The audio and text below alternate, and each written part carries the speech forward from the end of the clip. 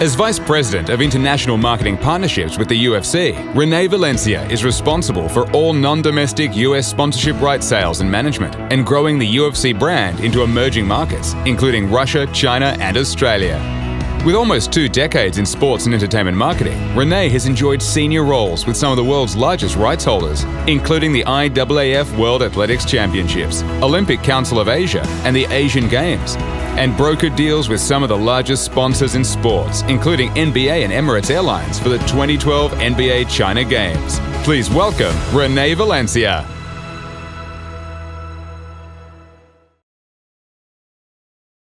My role with the UFC is to grow our business outside of the domestic US market, which is a really privileged and challenging role. When I'm talking to brands and potential partners, we talk about the human link at the UFC that really brings our brand to life. And apart from the media values and the various sponsorship metrics that all of the brands measure for an ROI, we talk about what is really different to me about the UFC is our ability to connect with humans and the fact that we are all fighters. Whether it's a fight to get to work, get your kids up early in the morning, whether you're fighting against an illness, whether you're fighting to pull together a script last minute for a presentation, every day there's a constant battle in what we do. And this short video is really the presentation I lead into with brands, and enjoy. We do it to make ends meet. For love, for life, we fight. We fight because nothing worth a damn ever came without one. There will always be risk, we know this, but it does not deter us.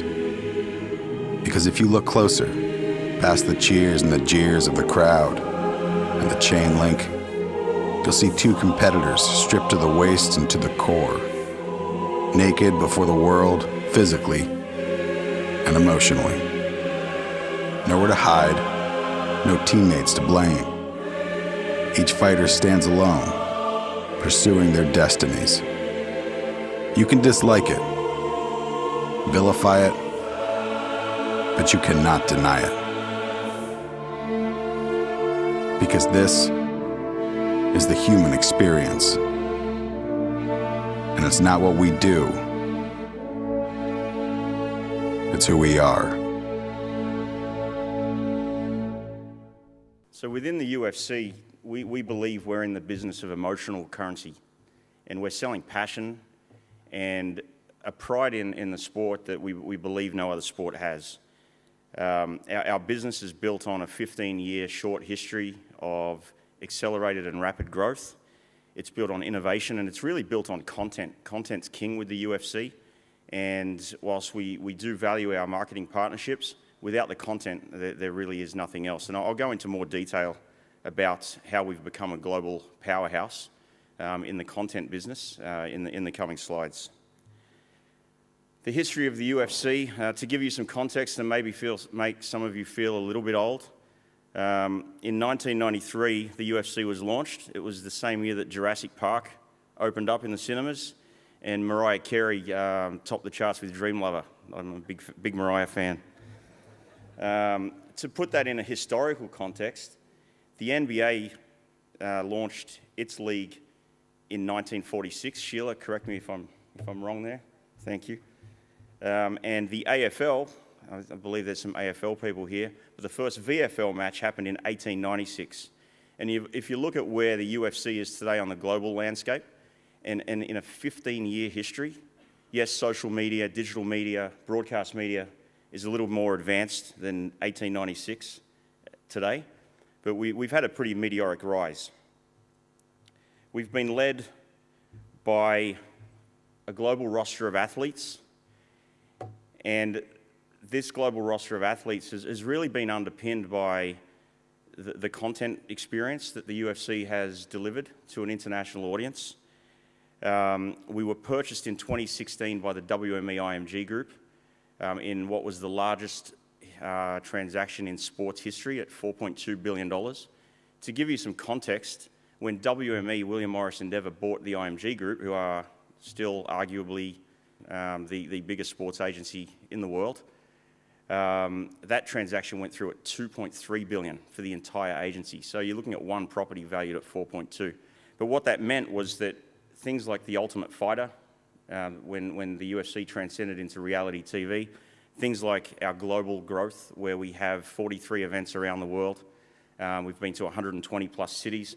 And if you look at our athlete roster, we're a little different to other sports. We don't have a college feeder system. There's no NCAA MMA program in the US. We don't traditionally have an MMA grassroots program. You've probably seen a lot of Brazilian Jiu-Jitsu gyms popping up around Sydney and Melbourne and other cities. But we're multidisciplined. And if you look at this roster of champions, and I'm really happy that Rob Whittaker's featured on there. He's a lovely guy, and I think going to do great things for the sport in Australia. We have, looking at this, a plumber, Conor McGregor, an electrician, a fireman, and a lady who worked on a fruit stand in Poland. So the next UFC champion could be sat in this room. Maybe not, but the story we tell is that anything's possible.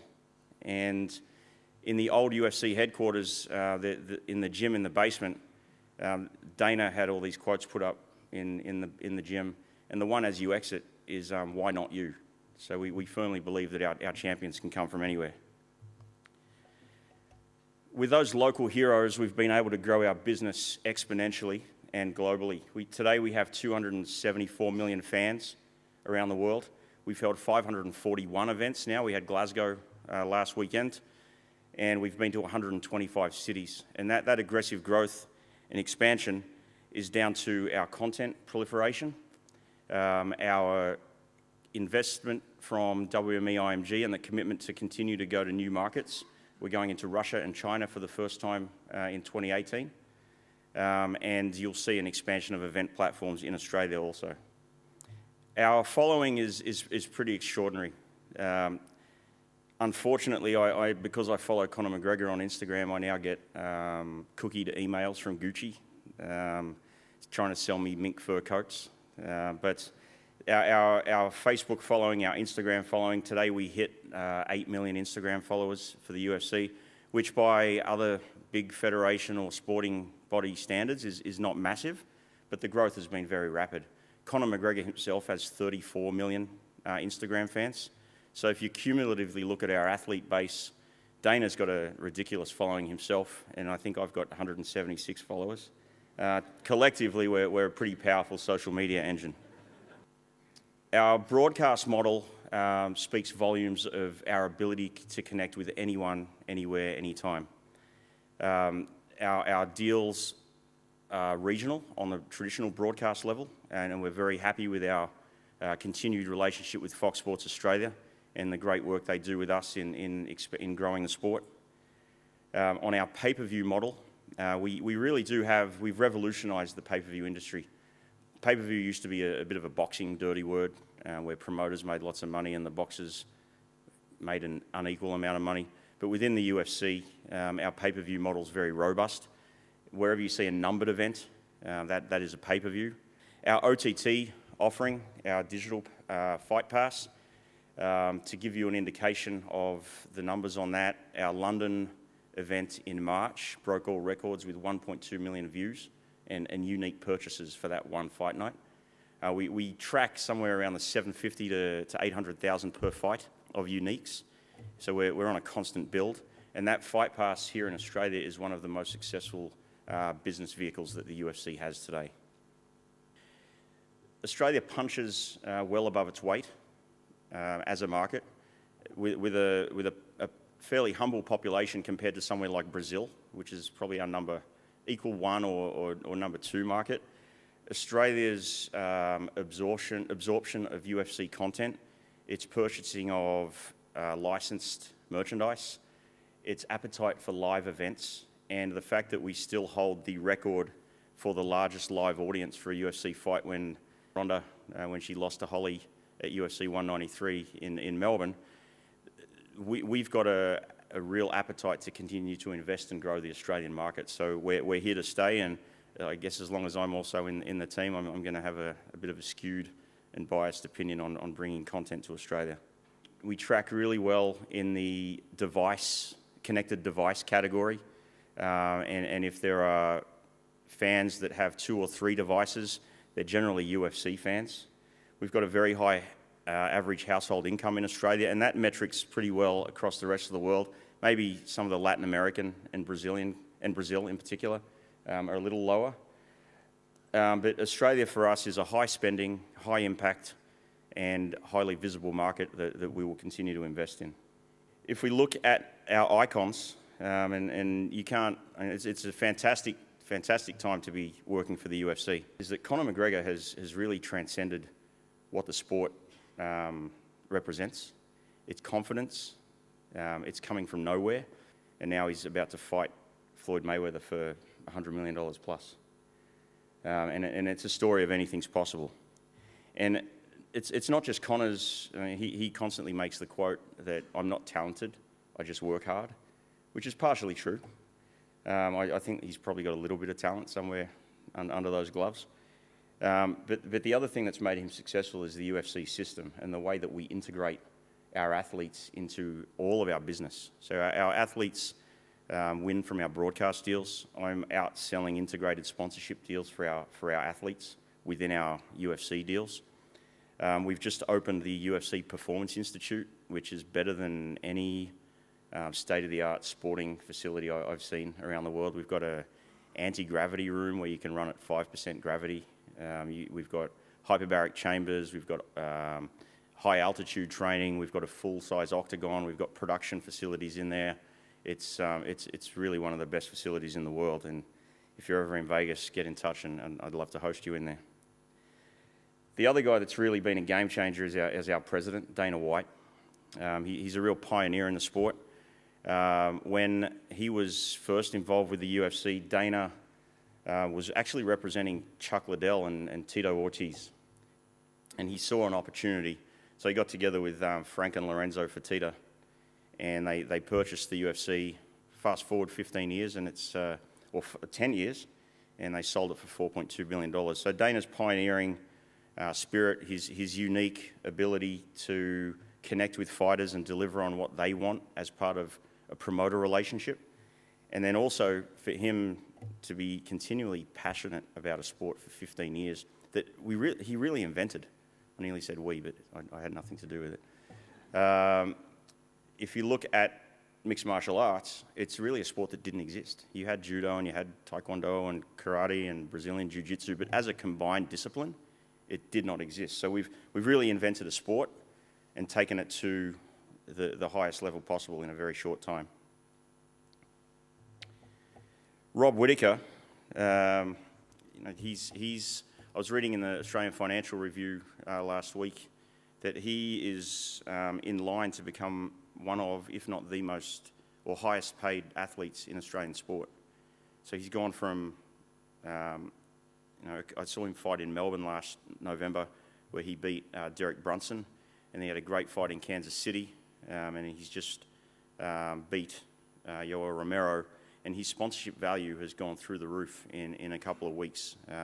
And if he does manage to, I can't say I hope he beats, but I kind of do, Michael Bisping, it'll be our first Ashes-based clash in the UFC, so a lot of attention. He kind of personifies what we want a UFC athlete to represent, and it's authenticity, and it's hard working.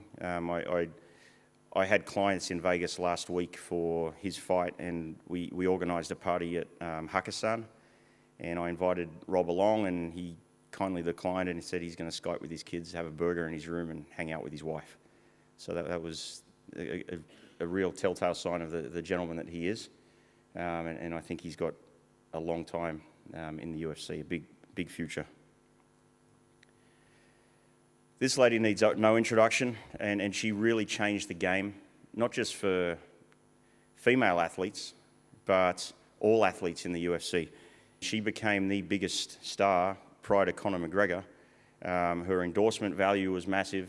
She drove pay-per-views. Even when she lost to Amanda Nunes in December last year, she made a massive difference to the sport. The other thing she's done is she made MMA cool.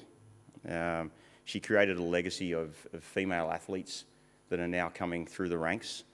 Misha Tate, who's recently retired, Amanda Nunes, Joanna, I can't pronounce her last name. My wife's Polish.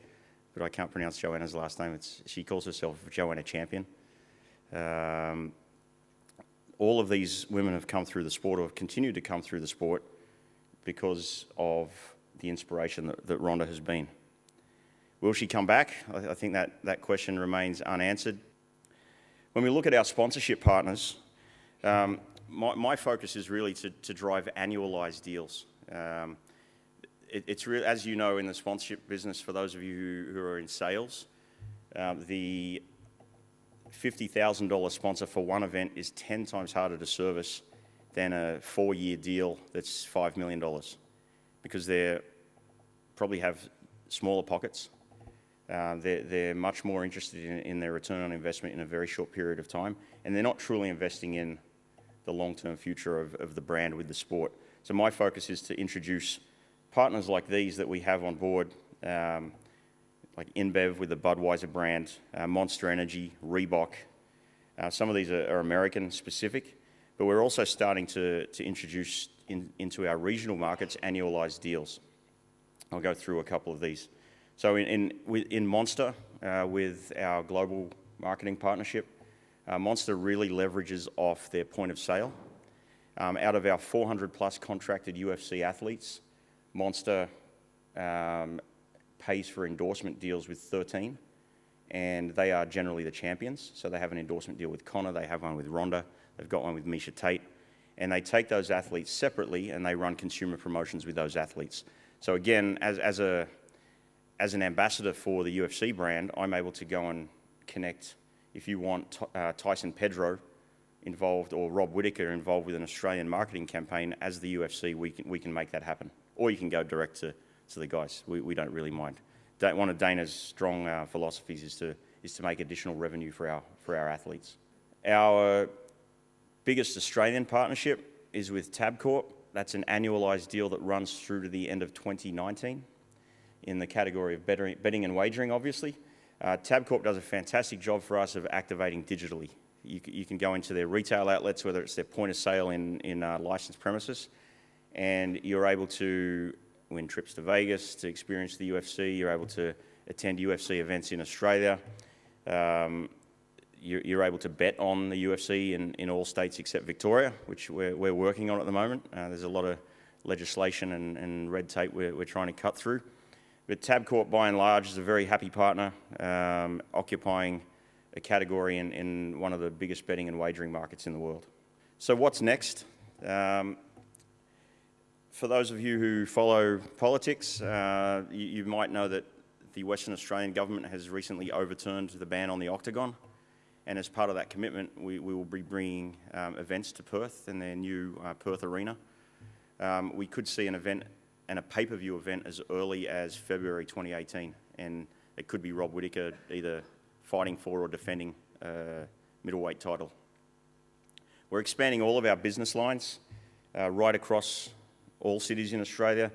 Our Fox Sports relationship will continue to grow. We just recently went into a partnership with Fetch TV on pay-per-view and our OTT platform.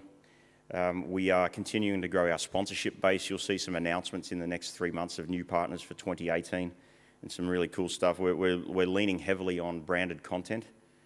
So one of our partners will be producing live training sessions out of the Performance Institute in Las Vegas, streamed back to their Australian audience through their social media, hosted by celebrity fighters and presented by ex-partner.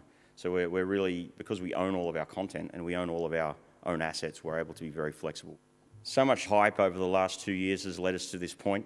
And on August 26, arguably the greatest combat sports event in history, I'm not sure if you can call it the greatest. I think Muhammad Ali and some of the other greats would have a problem with you calling it the greatest boxing event in history. But the greatest, or the most hyped combat sports in history is right on our doorstep. And I'll play you a short video just to give you an insight into that. I'm gonna stay at the top, do what I want to, because when you speak boxing, you're speaking Mayweather.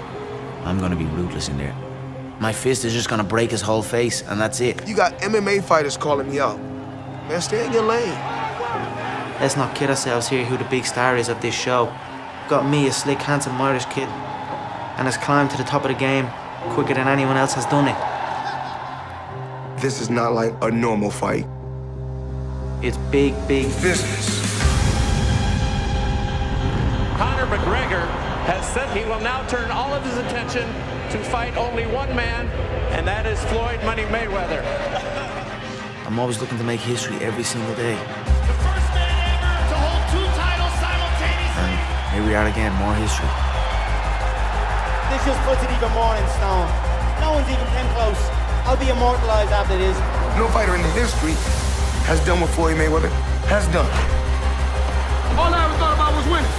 So that's all I know. When there's nobody there to separate, he's gonna break. They fighting every day, they in the gym every day. These fighters still can't beat me. When I hit a person, they don't escape. It's not about who hit the hardest. It's about who has the will to win more. I see it in my head. And then it happens. It's gonna be familiar. Because I already know that I can face anything. I know how to fight. I know how to win. I'm God-gifted. I hold this entire game in the palm of my hand. It's never personal for me. It's always business. It's over before it even begins. When it comes down to boxing, I'm the best at this.